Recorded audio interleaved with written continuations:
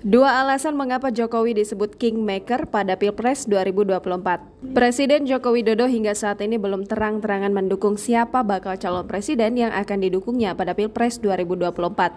Padahal Jokowi dianggap Kingmaker di Pilpres 2024. Dengan kata lain, dukungan yang diberikan Jokowi kepada Capres sangat penting.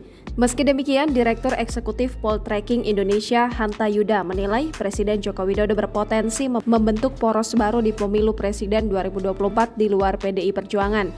Hanta juga mengomentari soal isu sinyal dukungan Jokowi untuk Gubernur Jawa Tengah Ganjar Pranowo di 2024 pasca pernyataan Presiden dalam rapat kerja nasional pro-Jokowi. Kata Hanta, kekuatan Jokowi sebagai kingmaker terletak pada infrastruktur kekuasaan dan otoritas politiknya untuk mengumpulkan partai-partai politik. Otoritas ini melekat pada diri Jokowi yang menjabat sebagai presiden 2 periode dan hingga kini masih berkuasa.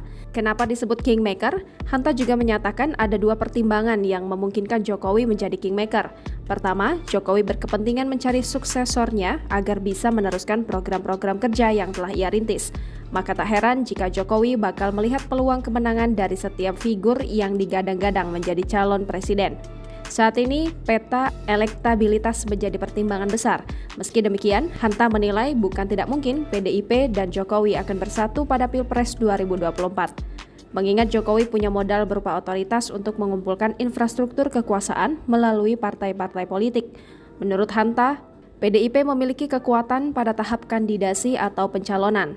Pasalnya, sebagai partai pemegang saham politik terbesar, partai pimpinan Megawati Soekarno Putri itu punya tiket emas menuju panggung Pilpres, bahkan tanpa perlu berkoalisi dengan partai lain.